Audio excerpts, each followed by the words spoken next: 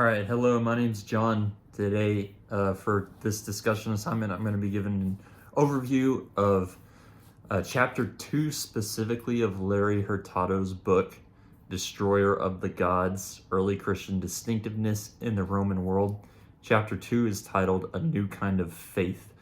And in this chapter, he really focuses on what makes Christianity distinctive within its cultural and religious context in the ancient Roman Empire, in terms of its religious beliefs and practices. But I'll start with just a general overview of the book. From a broad perspective, I thought he did a really good job in the book of explaining the distinctiveness of Christianity. And what I noticed is that he did this through 5 points. The first was describing how Christianity, in terms of the way it was perceived by outsiders, was perceived differently than many other religions were perceived.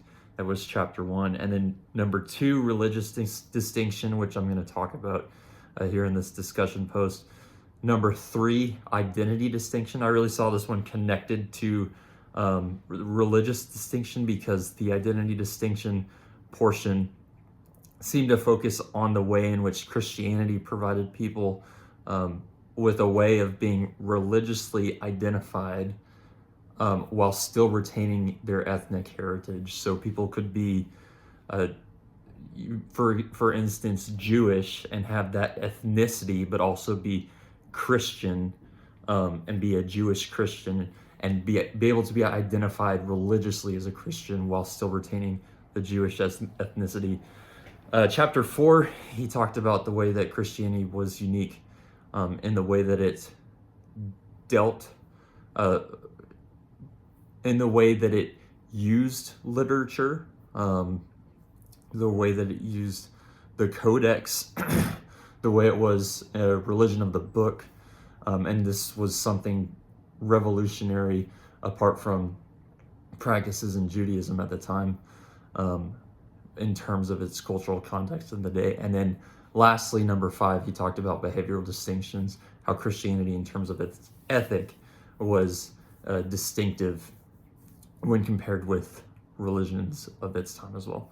I thought he did a great job throughout the book of explaining those distinctions, and then when necessary, he threw in the cultural, historical context that was needed in order for us to understand that Christianity was distinct in those ways. So he fit in the cultural context of the ancient Roman Empire when talking about, for instance, the religious distinctions. But at the same time, it didn't overwhelm what he was trying to do. So he stayed focused on describing the ways in Christianity was distinctive, and then throwing in as a backdrop the cultural context when necessary. So with that being said, I'll move on to my discussion of chapter 2, A New Kind of Faith. This chapter, he hit on 3 main points. I really saw his thesis being, I'm going to argue these 3 points. One of them was early Christianity was characterized, and I'm quoting right here, by a distinctive pattern of religious beliefs and practices that made it distinguishable in the larger Roman world. So it was characterized by religious beliefs and practices that made it distinguishable. The second one, Christianity represented a new kind of what we would call, quote, religion. So Christianity came to, or the result of Christianity's influence was really an overhauling of the word, or the understanding of what we mean by religion. And then in that he hits point number 3. Christianity's influence proved revolutionary in what religion would come to mean in the future. So not only in point number 2 was it a new kind of what we would describe as religion at the time, but then in the future moving forward, it would actually shape the way that we understand the concept of religion itself. So with that, I'll just go through a brief summary of the chapter, and I'll hit this in the order that he described it. So the first point that he makes is that religion as a European concept does not accurately depict what religion was in ancient Rome. And he says this because of the fact that the very definition of religion has been so heavily influenced by Christianity. And then he goes on to say that for ancient Romans, religion was not a, quote, set of beliefs and rituals directed toward and or concerned with deities and as serving to connect people with the material world with transcendence and to give ultimate meaning to life. That's an understanding of religion in terms of Christianity. He'd say that's definition has been shaped by Christianity, but religion at the time was rather characterized by the basic assumption that, quote, all aspects of life have connections with divinities of various kinds. And then what I took from that was like, and the proper relation to these divinities was one of formal piety, which he describes as eusebeia. That's the Greek word eusebeia. And the performance of duties to gain favor of these deities. The third point that he makes is that Christians rejected this paganism that was prevalent at the time. They didn't practice this eusebeia or formal piety, but at the same time, so did the Jews. So then why did the Christians experience so much persecution, you could say, in comparison with the Jews? And he goes on to offer an explanation to this, which is something I'll talk about being a strength of his argument. He says that the Jewish religious prerogatives were regarded as an ethnic peculiarity unique to the Jews as a conquered nation. The Roman Empire, being so large, was characterized by much ethnic diversity, and the way that the diversity was handled was by tolerance. So the Roman Empire was so large and encompassed so many different people groups that the way it functioned was that they would just tolerate the national peculiarities of the people groups.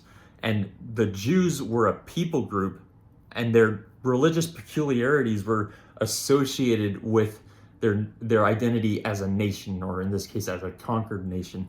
However, what makes Christianity unique is that Christianity was a trans-ethnic movement, so it could not ascribe its religious peculiarities to any kind of national identity. So Christian converts, and what I think is understood here is that the Gentile converts in particular were expected to continue by their surrounding culture and their pagan piety that was traditional to them. And then when they didn't, they were accused of atheism. And then, so here's one of his big points: in the dissociation of ethnicity and spirituality, Christianity represented a new kind of religion. So people, like I mentioned earlier, could be Gentiles ethnically, but Christians religiously. And that differentiation between ethnicity and religion, and being solely focused on religion as an identity or as an identifier, represents a new kind of religious thought. Moving on to the next point that he makes, he says the Christian religious practice of corporate worship distinguished Christianity as a religion. He says Christian belief in a transcendent God distinguished Christianity as a religion. And then he also says that Christian beliefs about the person of Jesus distinguish Christianity as a religion. So in some of the analysis that I have on this chapter, and I've kind of hit on it throughout my talk so far, but the big point that he makes throughout the chapter is that Christianity is a new kind of religion through this dissociation between ethnic identity and religious identity. And I find this to be a strength in his argument here in this chapter, particularly because this is an observation that's really unique. It's something I've never heard before, but it's also so easy to miss. It's something that if you aren't paying attention, or if he hadn't drawn my attention to it, I would have missed over it, though it's an important observation. So I think this is a strength in his argument. I think another strength is a description, or the description that he provides of what beliefs and practices set Christianity apart as unique. For him, it's corporate worship, belief in a transcendent God, and the person of Jesus. At least those are the three that I noted in my notes. But to me, this was good insofar as he didn't overdo it. It was effective and it accomplished his intent, which is to say that in terms of practice and in terms of belief, Christianity was distinctive. I found this to be a strength. And then the third thing I want to talk about, just briefly, is just one weakness. The idea, or at least the notion that Christianity's influence proved revolutionary in what religion came to mean thereafter. And by that, he's specifically referring to the ways that European thinkers and European colonizers, the people who essentially came up with the way that scholars now understand religion, were so heavily influenced by Christianity in formulating an understanding. I just think that this idea could have used a little bit more explanation and support. And I know that this was not the main point of his chapter. It was just one of the 3 points that he talked about, and he identified as a goal in the chapter. But I think there's a lot to be said about this. I think you can trace the thought of thinkers throughout the centuries and really make an argument as to why the very concept of religion has been so heavily influenced by Christianity. But I think that there's a lot more work that goes into something like this than simply making a claim and staking that claim without providing too much evidence. So that's the only thing I have to critique about the work. But as I said at the beginning, I thought the work as a whole was really good, and I thought this chapter he did a really good job as well.